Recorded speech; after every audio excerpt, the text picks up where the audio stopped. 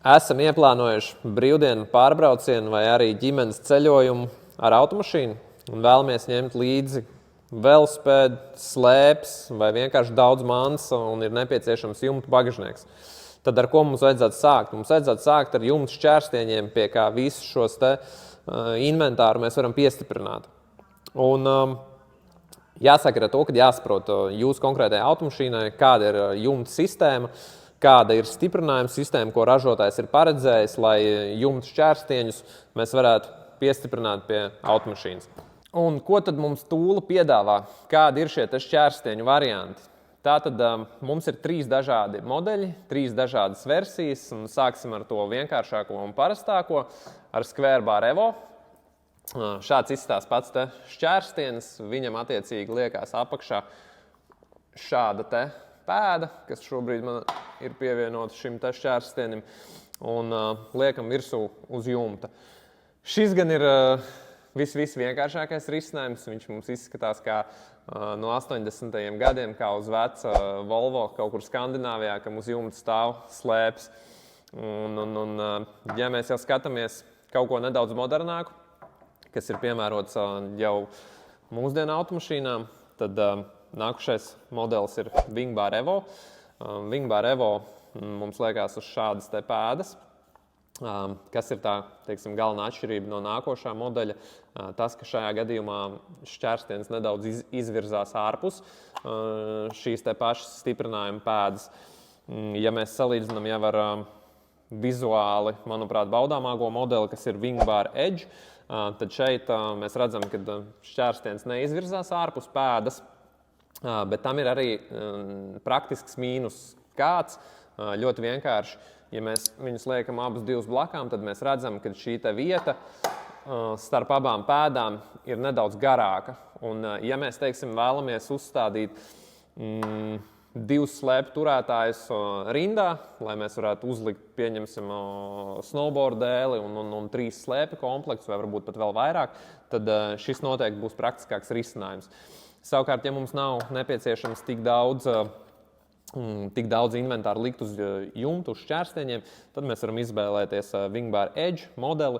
Viņš ir ļoti vizuāli skaists, viņš ir nedaudz kā vairāk pieguļošs pašam jumtam, un ja mums nekas nav virsū uz šiem šķērstieņiem, tad tas izskatās bez mazā jau kā mašīnas komplektācija atsevišķiem modeļiem. Lūk, tas īsumā ir par šiem pašiem šķērstieņiem. Un tālāk jau ir šie stiprinājuma pēdu risinājumi.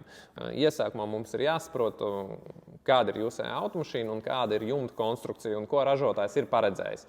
Tātad pirmā versija ir tāda, ka ražotājs ir uzstādījis automašīnai jau integrētos garantstieņus, reliņus, uz kuriem jau mēs varam stiprināt šīs pēdas. Tātad no praktiskuma viedokļa tas būs vienkāršākais risinājums. Ja jums ir šie garantstieņi, tad mēs ņemam šo pēdu, ņemam stieņus, liekam virsū, ļoti vienkārši montāža, principā viena no ātrākajām. Kā arī viens no tādiem budžeta risinājumiem ir Edge Raced Rail stiprinājuma sistēma, kur šāda gumija apvilksies apkārt integrētajam reliņam un piestiprināsies pie viņa. Nav jābaidās, tas risinājums ir ļoti droši pārbaudīts un arī gana praktisks, lai viņu varētu izmantot. Tātad tālāk mums var būt jumta stiprinājums, kur ražotājs ir paredzējis, ka ir atstāti tehniskie urbumi jumtā. Visbiežāk viņi ir aiztaisīti ar plasmas ieliknīšiem, lai tur neiet iekšā netīrumi un ūdens, bet ja mēs liekam virsū jumta šķērstieņus ar pēdām, tad šos tehniskos aizbāznīšus mēs ņemam ārā un ar speciālām skrūvēm pieskrūvējam pie jumta. Šeit ir speciāli blīvējoši gumiņi, lai nekādas bojājumus mēs neatstātu uz jumta un varētu droši uzstādīt šos stieņus. Tātad nākošais risinājums ir izdomāts tam variantam, ja ražotājs nav paredzējis ne garantstieņus, ne arī tehniskos urbumus jumtā, tad mēs ar šādu pēdas stiprinājumu viņu jau aizāķējam aiz jumta ailes. būtībā uzliekam visu sistēmu virsū, velkam no abām pusēm un viņi smuki savalkās apkārt jumtam. Šeit arī iet virsū gumijas uzliks, lai nekādas bojājumus mēs neatstātu pašā ailē. Tā kā par pašām pēdām, par pašiem stiprinājumiem, viss ir noteikti atkarīgs no tā, kāda ir jūsu jumta konstrukcija. Biežāk uzdotie jautājumi. Kādas ir krāsu variācijas pašiem šķērsteņiem? Tātad ir divas krāsu variācijas. Viss ļoti vienkārši, šāda te alumīnija matēta krāsa vai arī melna matēta struktūras krāsa. Kāds ir maksimālais braukšanas ātrums, ar kādu mēs varam braukt, kad uz jumta ir uzstādīts šķērsteņu komplekts? Tūles rekomendācija ir 130 km/h maksimālais braukšanas ātrums. Garantija.